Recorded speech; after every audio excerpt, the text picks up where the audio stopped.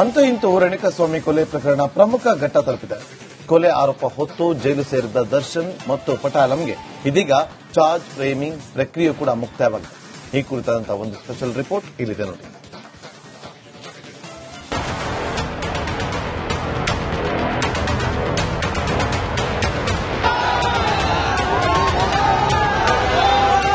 ಸೊರಗಿದ ಮುಖ, ನಗುವೆಲ್ಲ ಮಾಯ, ಹಣೆಯಲ್ಲಿ ನಾಮ, ಉದುರಿದ ಕೂದಲು, ಕಂಬಿಯ ಹಿಂದೆ ದೌಲತ್ತು ಎಲ್ಲ ಇಳಿದಿದೆ.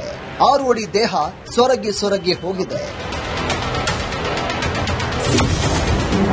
ಕಪ್ಪು ಮಾಸ್ಕ್, ಹಣೆಗೆ ಕುಂಕುಮ, Darshan getup change. D gang ವಿರುದ್ಧ ದೋಷಾರೋಪ ಪ್ರಕಟಿಸಿದ ಕೋರ್ಟ್.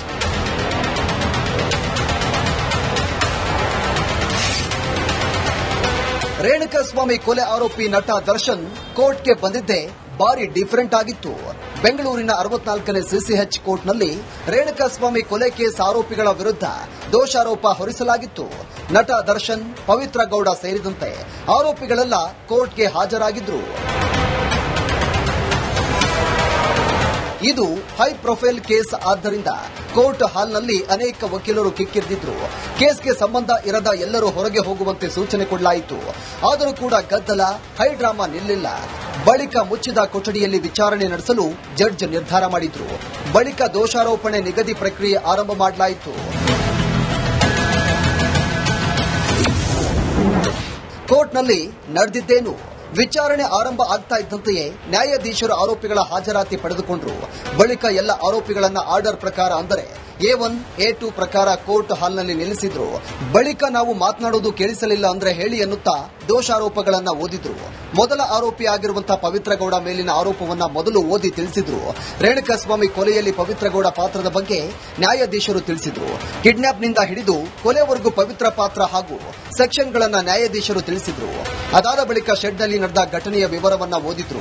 A2 ದರ್ಶನ್ ಮೇಲಿನ ದೋಷಾರೋಪವನ್ನ ಓದಿ ಹೇಳಿದ್ರು. ರೇಣುಕಾಸ್ವಾಮಿಗೆ ನನ್ನ ಹೆಂಡತಿಗೆ ಮೆಸೇಜ್ ಯಾಕೆ ಮಾಡಿದೆ ಅಂತ A2 ದರ್ಶನ್ ಹಲ್ಲೆ ಮಾಡಿದ್ದೀರಾ ಹಾಗೂ ದೈಹಿಕವಾಗಿ ಹಲ್ಲೆ ಮಾಡಿದ್ದೀರಾ ಅಂತ ಚಾರ್ಜ್ ಶೀಟ್ನಲ್ಲಿ ಉಲ್ಲೇಖವಾಗಿರುವ ಸಂಪೂರ್ಣ ಮಾಹಿತಿಯನ್ನ ಜಡ್ಜ್ ಓದಿದ್ರು. ಪವಿತ್ರ ಗೌಡಗೆ ರೇಣುಕಾಸ್ವಾಮಿ ಮೆಸೇಜ್ನಿಂದ ಹಿಡಿದು ಕಿಡ್ನಾಪ್ ಪ್ಲಾನ್, ಕಿಡ್ನಾಪ್, ಹಲ್ಲೆ, ಕೊಲೆ ಹಾಗೂ ಸಾಕ್ಷ್ಯ ನಾಶದವರೆಗೆ ಎಲ್ಲ ಆರೋಪಿಗಳ ಪಾತ್ರದ ಕುರಿತು ನ್ಯಾಯಾಧೀಶರು ಓದಿ ಹೇಳಿದ್ರು. 17 ಆರೋಪಿಗಳ ವಿರುದ್ಧದ ದೋಷಾರೋಪ ಓದಿದ ಬಳಿಕ ನಿಮ್ಮ ಮೇಲಿನ ಆರೋಪಗಳ ಬಗ್ಗೆ ನೀವು ಏನು ಹೇಳ್ತೀರಾ ಅಂತ ನ್ಯಾಯಾಧೀಶರು ಪ್ರಶ್ನೆ ಮಾಡಿದ್ರು. ಆಗ ನಮ್ಮ ಮೇಲಿನ ಆರೋಪಗಳು ಸುಳ್ಳು ಅಂತ ವಾದ ಮಾಡಿದ್ರು. ಆರೋಪಿಗಳೆಲ್ಲ ಸುಳ್ಳೇ ಸುಳ್ಳು ಅಂತ ಜೋರಾಗಿ ಕೂಗಿ ಹೇಳಿದ್ರು.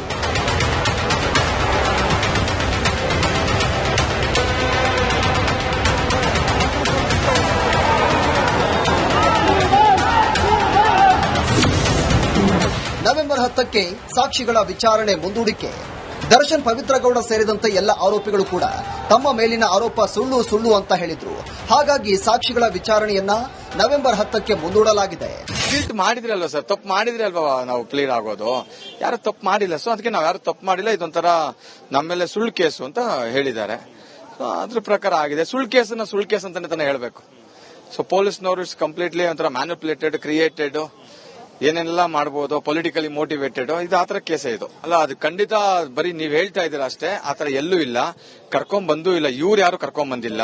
ದರ್ಶನ್ಗಿರ್ಬೋದು ಅಥವಾ ಪವಿತ್ರ ಗೌಡ ಆಗಿರ್ಬೋದು, ಮತ್ತೊಬ್ಬರಿಗೆ ಯಾರು ಕರ್ಕೊಂಡ್ ಬಂದಿಲ್ಲ. ಎಲ್ಲೋ ಟ್ರಾವೆಲ್ ಮಾಡ್ತಾ ಇರೋ ಫೋಟೋ ಫುಟೇಜಸ್ ತೆಗೆದು ಇದಕ್ಕೆ ಕನೆಕ್ಟ್ ಮಾಡಿದ್ದಾರೆ ಅಂತ ನಾವ್ ಹೇಳ್ತಾ ಇರೋದು. ಪವಿತ್ರ ಕರೆದ ತಕ್ಷಣ ಮುಂದೆ ಬಂದು ನಿಂತ ದರ್ಶನ್. ಕೋರ್ಟ್ನಲ್ಲಿ ಎಲ್ಲ ಆರೋಪಿಗಳು ಬಂದು ನಿಂತಾಗ ಮತ್ತೊಂದು ಹೈಡ್ರಾಮಾ ನಡೆಯಿತು. ಕೋರ್ಟ್ ಹಾಲ್ನಲ್ಲಿ ಪವಿತ್ರ ಹಿಂದೆ ನಿಂತಿದ್ದ ದರ್ಶನ್ನನ್ನ ಆಕೆಯ ಮುಂದೆ ಬರುವಂತೆ ಕರೆದ್ಲು. ಆಗ ದರ್ಶನ್ ಪವಿತ್ರ ನಿಂತಿದ್ದ ಜಾಗದಿಂದ 2 ಹೆಜ್ಜೆ ಮುಂದೆ ಬಂದು ಪವಿತ್ರಳನ್ನ ಹಿಂದೆ ಕಳಿಸಿ ತಾನು ಮೊದಲು ನಿಂತರು. 81 ದಿನಗಳ ಬಳಿಕ ಇದೇ ಮೊದಲ ಬಾರಿಗೆ ದರ್ಶನ್ ಮತ್ತು ಪವಿತ್ರ ಮುಖಾಮುಖಿಯಾಗಿ ಬಂದು ನಿಂತಿದ್ರು. ದರ್ಶನ್ ಇರುವ ವಾಹನ ಹತ್ತಲು ಪವಿತ್ರ ಗೌಡ ಯತ್ನ. ಸಹಿ ಮಾಡಿ ಕೋರ್ಟ್ನಿಂದ ಹೊರಡುವಾಗ ದರ್ಶನ್ ಜೊತೆಯಲ್ಲಿ ತೆರಳಲು ಪವಿತ್ರ ಗೌಡ ಯತ್ನಿಸಿದ್ದಾಳೆ. ತಕ್ಷಣ ಎಚ್ಚೆತ್ತ ಪೊಲೀಸರು ಪವಿತ್ರಳನ್ನ ಮತ್ತೊಂದು ವಾಹನದಲ್ಲಿ ಕರೆದೊಯ್ದಿದ್ದಾರೆ.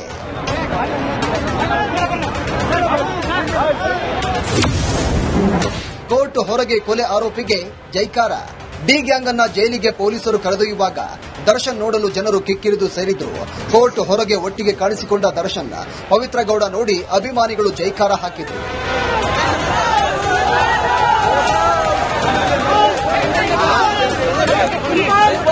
ನೆಕ್ಸ್ಟ್ ಇದಾದ ಮೇಲೆ ಒಂದು ಡೇಟ್ ಫಿಕ್ಸ್ಡ್ ಡೇಟ್ ಫಾರ್ ಅಂದ್ರೆ ವಿಚಾರಣೆ ಅಂದ್ರೆ ಸಾಕ್ಷಿಗಳ ವಿಚಾರಣೆಗೆ ಒಂದು ದಿನಾಂಕ ನಿಗದಿ ಆಗುತ್ತೆ. ಅದಕ್ಕಿಂತ ಮುಂಚೆ ಪ್ರಾಸಿಕ್ಯೂಷನ್ ಅವರು ಒಂದು ಲಿಸ್ಟ್ ಆಫ್ ವಿಟ್ನೆಸಸ್ ಕೊಡಬೇಕು. ಅಂದ್ರೆ ಈ ಪ್ರಕರಣದಲ್ಲಿ ಎಷ್ಟು ಜನ ಸಾಕ್ಷಿಗಳಿದ್ದಾರೆ, ನಾವು ಯಾರನ್ನ ಮೊದಲು ಎಕ್ಸಾಮಿನೇಷನ್ ಅಂದ್ರೆ ವಿಚಾರಣೆ ಮಾಡ್ತೀವಿ, ಯಾರನ್ನ ನಂತರ ಎಕ್ಸಾಮಿನೇಷನ್ ಮಾಡ್ತೀವಿ, ವಿಚಾರಣೆ ಮಾಡ್ತೀವಿ ಅಂತ ಪ್ರಾಸಿಕ್ಯೂಷನ್ ಅವರು ಕೋರ್ಟ್ಗೆ ಮತ್ತೆ ನಮಗೆ ಅದು ಅವ್ರದ್ದು ಮುಂಚಿತವಾಗಿ ನಮ್ಗೊಂದು ಅರ್ಜಿ ಕೊಡಬೇಕಾಗುತ್ತೆ, ಅವ್ರ ಲಿಸ್ಟ್ ಆಫ್ ವಿಟ್ನೆಸಸ್ ಅಂತ.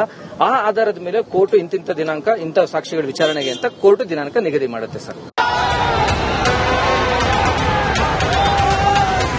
ಒಟ್ಟಾರೆ ದರ್ಶನ್ ಅಂಡ್ ಗ್ಯಾಂಗ್ ಸಂಕಷ್ಟ ಮೇಲೆ ಸಂಕಷ್ಟ ಎದುರಾಗಿದ್ದು ಡಿ ಗ್ಯಾಂಗ್ ಭವಿಷ್ಯ ನವೆಂಬರ್ 10ಕ್ಕೆ ನಿರ್ಧಾರವಾಗಲಿದೆ.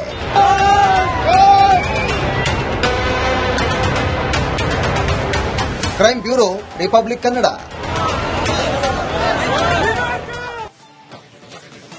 ಅಂತೂ ಇಂತೂ ರೇಣುಕಾಸ್ವಾಮಿ ಕೊಲೆ ಪ್ರಕರಣ ಪ್ರಮುಖ ಘಟ್ಟ ತಲುಪಿದೆ.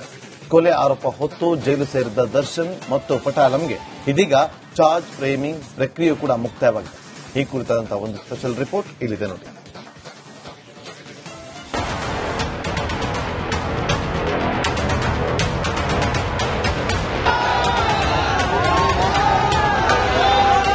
ಸೊರಗಿದ ಮುಖ, ನಗುವೆಲ್ಲ ಮಾಯ, ಹಣೆಯಲ್ಲಿ ನಾಮ, ಉದುರಿದ ಕೂದಲು, ಕಂಬಿಯ ಹಿಂದೆ ದೌಲತ್ತು ಎಲ್ಲ ಇಳಿದಿದೆ. 6 ಅಡಿ ದೇಹ ಸೊರಗಿ ಹೋಗಿದೆ. ಕಪ್ಪು ಮಾಸ್ಕ್, ಹಣೆಗೆ ಕುಂಕುಮ, Darshan getup change. D gang ವಿರುದ್ಧ ದೋಷಾರೋಪ ಪ್ರಕಟಿಸಿದ ಕೋರ್ಟ್.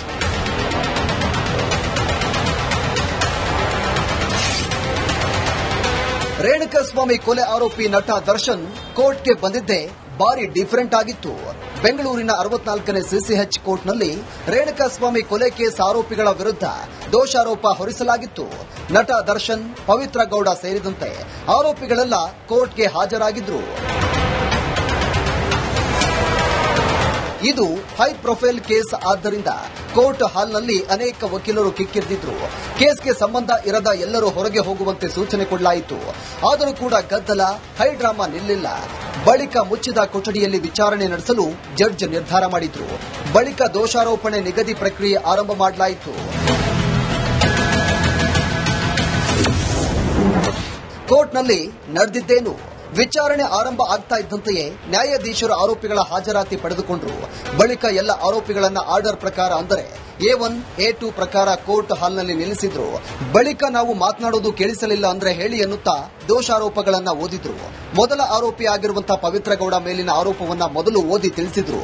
ರೇಣುಕಾಸ್ವಾಮಿ ಕೊಲೆಯಲ್ಲಿ ಪವಿತ್ರ ಗೌಡ ಪಾತ್ರದ ಬಗ್ಗೆ ನ್ಯಾಯಾಧೀಶರು ತಿಳಿಸಿದ್ರು. ಕಿಡ್ನಾಪ್ನಿಂದ ಹಿಡಿದು ಕೊಲೆವರೆಗೂ ಪವಿತ್ರ ಪಾತ್ರ ಹಾಗೂ ಸೆಕ್ಷನ್ಗಳನ್ನ ನ್ಯಾಯಾಧೀಶರು ತಿಳಿಸಿದ್ರು. ಅದಾದ ಬಳಿಕ ಶೆಡ್ನಲ್ಲಿ ನಡೆದ ಘಟನೆಯ ವಿವರವನ್ನ ಓದಿದ್ರು. A2 ದರ್ಶನ್ ಮೇಲಿನ ದೋಷಾರೋಪವನ್ನ ಓದಿ ಹೇಳಿದ್ರು. ರೇಣುಕಾಸ್ವಾಮಿಗೆ ನನ್ನ ಹೆಂಡತಿಗೆ ಮೆಸೇಜ್ ಯಾಕೆ ಮಾಡಿದೆ ಅಂತ A2 ದರ್ಶನ್ ಹಲ್ಲೆ ಮಾಡಿದ್ದೀರಾ ಹಾಗೂ ದೈಹಿಕವಾಗಿ ಹಲ್ಲೆ ಮಾಡಿದ್ದೀರಾ ಅಂತ ಚಾರ್ಜ್ ಶೀಟ್ನಲ್ಲಿ ಉಲ್ಲೇಖವಾಗಿರುವ ಸಂಪೂರ್ಣ ಮಾಹಿತಿಯನ್ನ ಜಡ್ಜ್ ಓದಿದ್ರು. ಪವಿತ್ರ ಗೌಡಗೆ ರೇಣುಕಾಸ್ವಾಮಿ ಮೆಸೇಜ್ನಿಂದ ಹಿಡಿದು ಕಿಡ್ನಾಪ್ ಪ್ಲಾನ್, ಕಿಡ್ನಾಪ್, ಹಲ್ಲೆ, ಕೊಲೆ ಹಾಗೂ ಸಾಕ್ಷ್ಯ ನಾಶದವರೆಗೆ ಎಲ್ಲ ಆರೋಪಿಗಳ ಪಾತ್ರದ ಕುರಿತು ನ್ಯಾಯಾಧೀಶರು ಓದಿ ಹೇಳಿದ್ರು. 17 ಆರೋಪಿಗಳ ವಿರುದ್ಧದ ದೋಷಾರೋಪ ಓದಿದ ಬಳಿಕ ನಿಮ್ಮ ಮೇಲಿನ ಆರೋಪಗಳ ಬಗ್ಗೆ ನೀವು ಏನು ಹೇಳ್ತೀರಾ ಅಂತ ನ್ಯಾಯಾಧೀಶರು ಪ್ರಶ್ನೆ ಮಾಡಿದ್ರು. ಆಗ ನಮ್ಮ ಮೇಲಿನ ಆರೋಪಗಳು ಸುಳ್ಳು ಅಂತ ವಾದ ಮಾಡಿದ್ರು. ಆರೋಪಿಗಳೆಲ್ಲ ಸುಳ್ಳೇ ಸುಳ್ಳು ಅಂತ ಜೋರಾಗಿ ಕೂಗಿ ಹೇಳಿದ್ರು.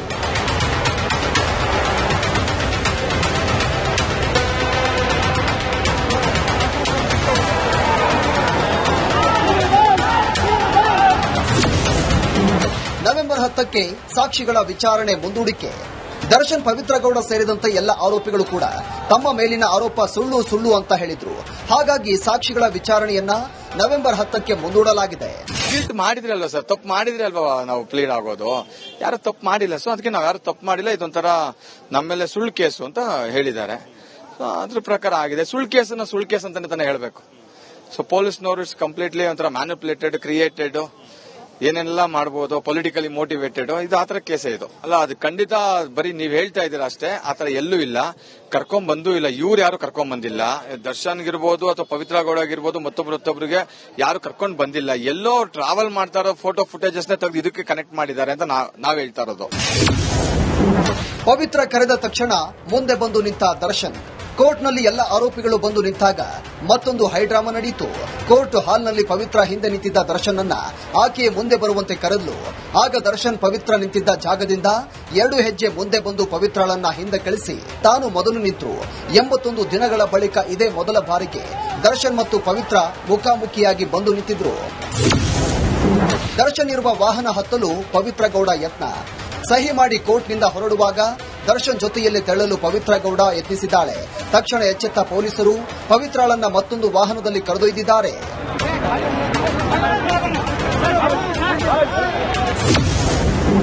ಕೋರ್ಟ್ ಹೊರಗೆ ಕೊಲೆ ಆರೋಪಿಗೆ ಜೈಕಾರ. ಡಿ ಗ್ಯಾಂಗ್ ಅನ್ನ ಜೈಲಿಗೆ ಪೊಲೀಸರು ಕರೆದೊಯ್ಯುವಾಗ ದರ್ಶನ್ ನೋಡಲು ಜನರು ಕಿಕ್ಕಿರಿದು ಸೇರಿದ್ರು. ಕೋರ್ಟ್ ಹೊರಗೆ ಒಟ್ಟಿಗೆ ಕಾಣಿಸಿಕೊಂಡ ದರ್ಶನ್ ಪವಿತ್ರ ಗೌಡ ನೋಡಿ ಅಭಿಮಾನಿಗಳು ಜೈಕಾರ ಹಾಕಿದ್ರು.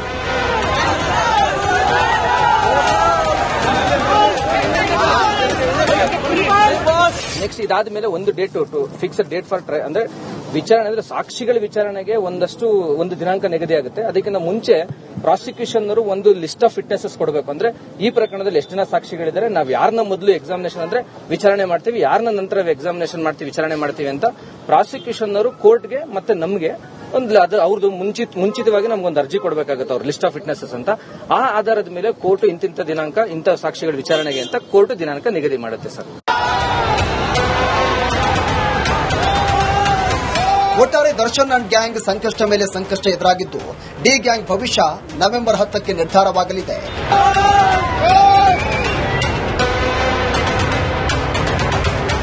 Crime bureau, republic Kannada.